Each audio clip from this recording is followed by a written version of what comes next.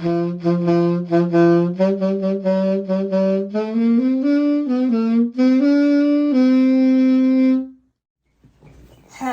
and welcome to the table. I'm your host, Teen Wolf, and today we are going to be talking about my Legends Reignited deck and its performance.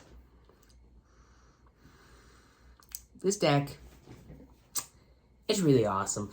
It is incredibly broken, incredibly powerful, and, in my opinion, the most fun deck I've ever built.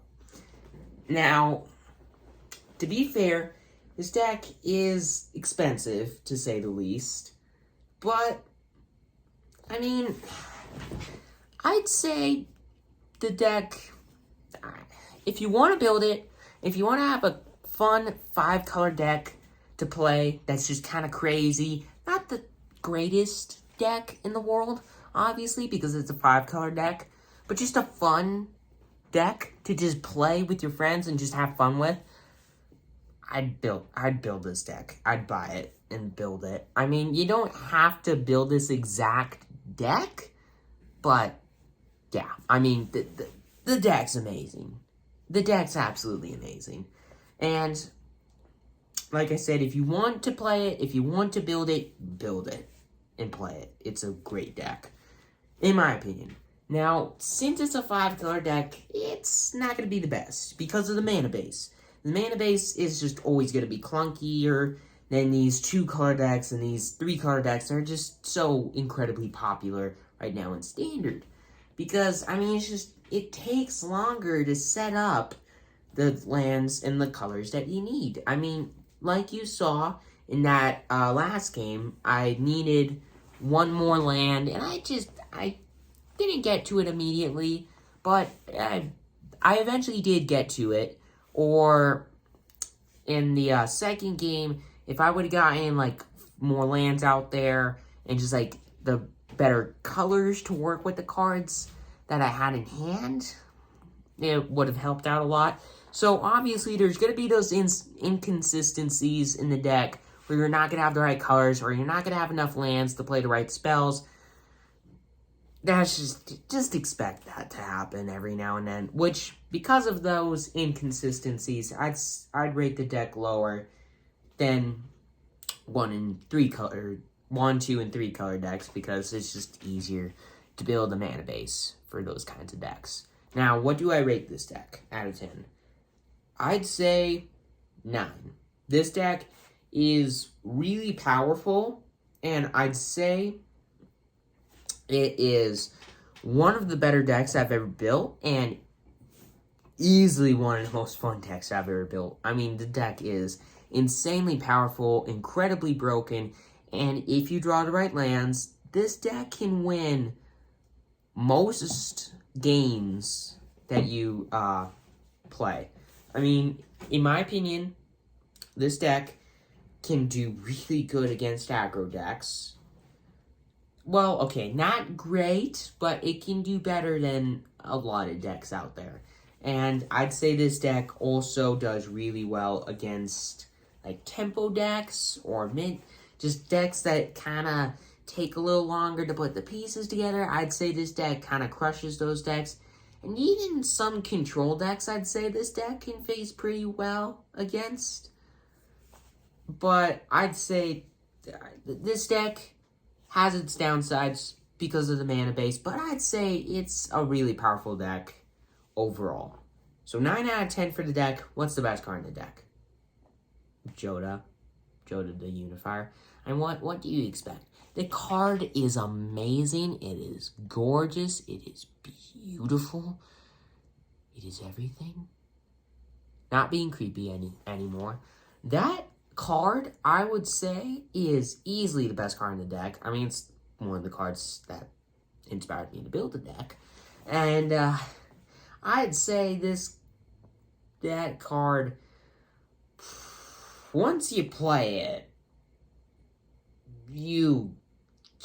you're in a fantastic position. It's got card advantage. It can make itself pretty big and fellow legendary creatures big and out of range of any burn spell and just a lot of removal out there, I'd say this card, it doesn't exactly protect itself, but it does make itself, like, out of range of burn spells permanently, and a decent amount of removal out there. So I'd say the card is probably a 9.5 out of 10, just because it can't protect itself too well. But the card is incredibly powerful. It's got card advantage built into it. It's a little harder to play, but because of the card advantage, it makes up for it. And it just that card can end games so quickly.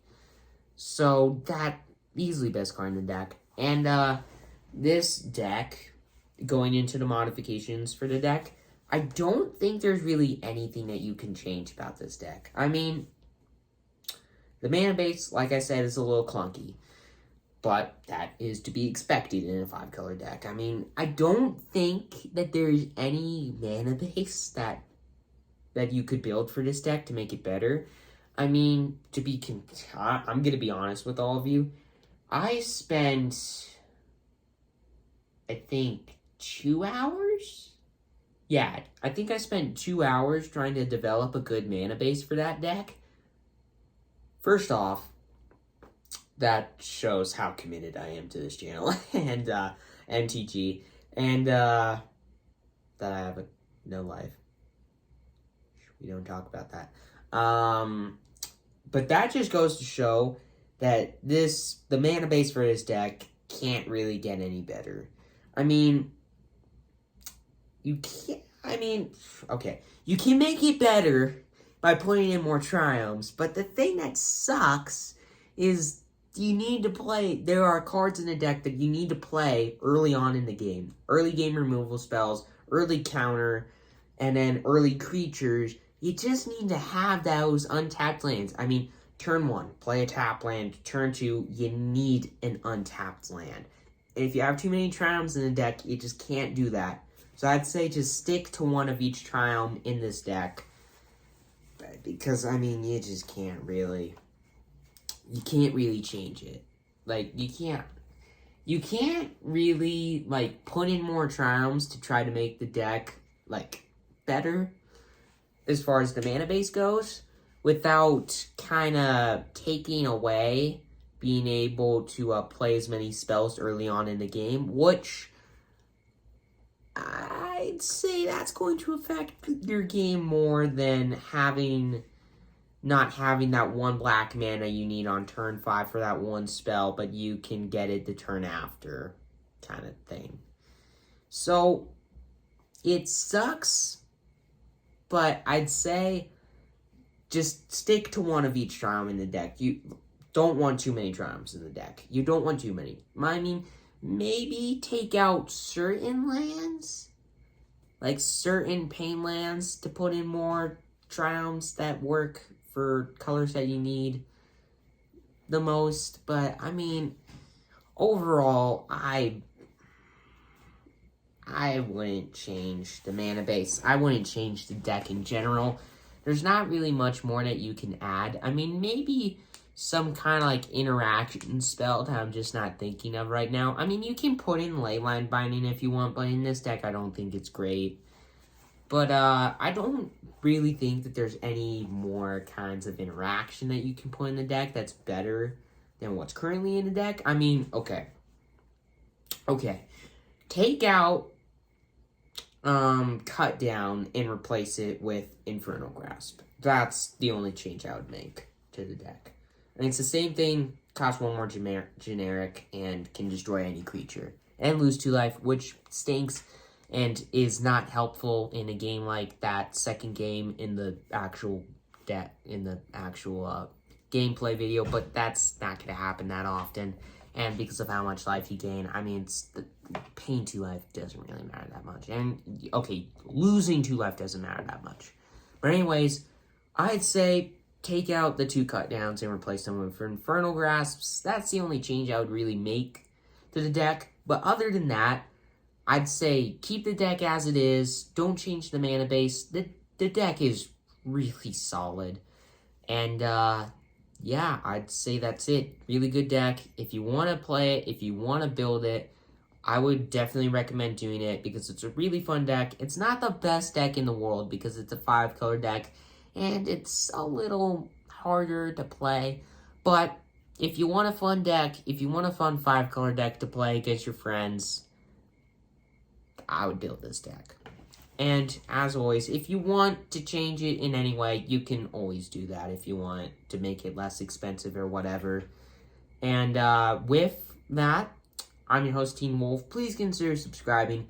I hope you liked my Legends Reignited and just the Legendary deck in general. And yeah, thank you for watching. Please consider subscribing if you liked this. And thank you for watching till the end if you did. And I will see you next time.